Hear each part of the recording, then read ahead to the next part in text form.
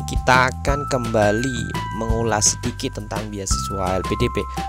Sekarang saya yakin ada sebagian yang sudah submit pendaftaran dan sebagian lagi masih ragu, bingung, dan bimbang. Daftar sekarang enggak? Daftar gelombang 1, gelombang 2, LPDP apa enggak? Oke, daripada kalian bingung, mari kita diskusikan sekarang. Nah, buat teman-teman, di sini saya fokuskan yang pertama buat yang udah submit. Nah, buat yang udah submit aplikasi pendaftaran, aku salut sama kalian yang sudah tepat waktu. Perhatikan bahwa seleksi LPDP itu ada 3 tahap ya. Yang pertama ada tahap administrasi, tes bakat skolastik, dan kemudian seleksi substansi. Saya tidak akan membahas secara rinci apa tes-tes ini. Karena apa? Karena kalian masih di fase administrasi. Nanti kalau kalian sudah mau skolastik atau mau substansi, nanti saya akan coba buatkan video lain yang lebih rinci. Tetapi saat ini karena masih fase pendaftaran, jadi saya masih fokus di kolom pertama, yaitu kolom administrasi, kolom pendaftaran. Apa nih yang harus kalian lakukan? Yang pertama ya, perhatikan tenggat waktu. Ini yang paling pertama dan paling utama. Di sini saya sediakan sebuah tabel yang isinya lengkap dari pendaftaran, administrasi, skolastiknya kapan, substansinya kapan. Perhatikan bahwa di sini interval waktunya berbeda-beda. Di sini pendaftaran dimulainya tanggal 25 bulan lalu, selesai tanggal 27 Maret. Berarti ada sekitar waktu 1 bulan untuk kalian memutuskan mendaftar enggak, ngisi borang dengan lengkap, kemudian disubmit. Jadi 30 hari itu waktu yang lama loh, dan waktu yang sangat cukup bagi kalian untuk melakukan pendaftaran sekaligus mensubmitnya. Dan perhatikan bahwa di sini jedanya hanya 1 hari saja, artinya besoknya langsung dilihat, direview oleh tim LPDP dalam kurun waktu 13 hari, jadi total 2 minggu. 2 minggu direview, kemudian diumumkan kapan? Besoknya, tanggal 12 April. Artinya apa? Artinya LPDP ini ngasih tenggat waktu yang sebenarnya bertahap. Pendaftarannya lama, tapi ngeceknya cepat. Dan langsung diumumkan besoknya lagi, tanggal 12 April. Setelah itu, jeda sekitar 6 hari ya, tanggal 18 April, itu sudah mulai tes bakat skolastik. Di sini ada kurun waktu 3 hari. Ini artinya yang dipakai cuma 1 hari sih, tapi 3 hari ini dibagi beberapa sesi begitu.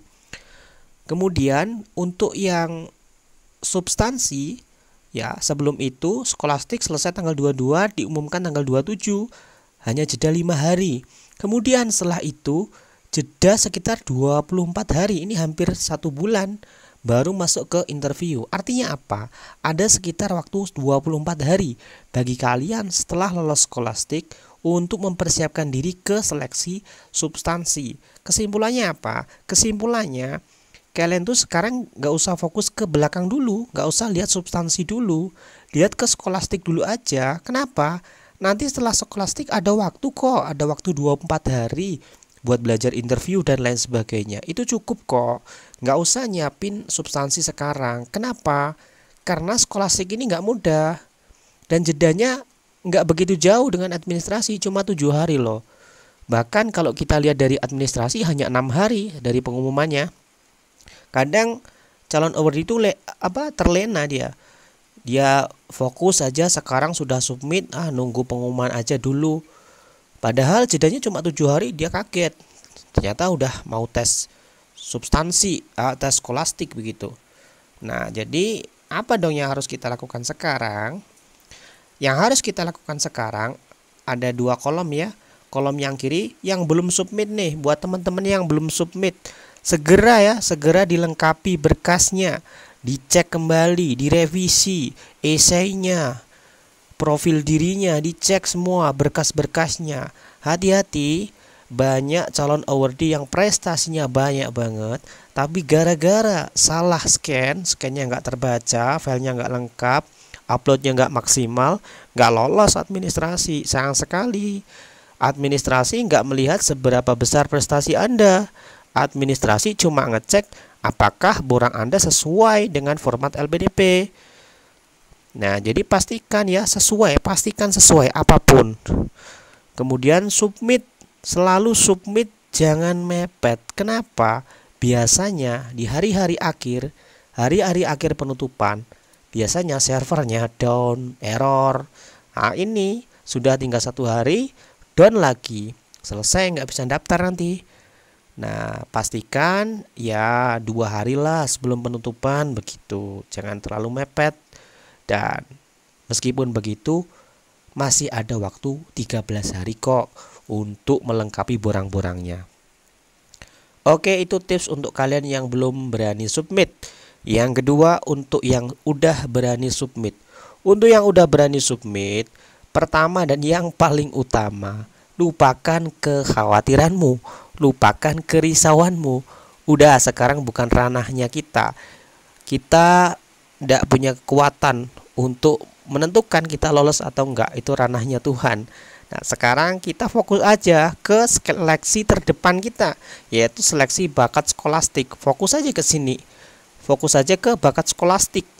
Cari referensi, e-book, video, bisa cari di Google, bisa cari juga di video saya.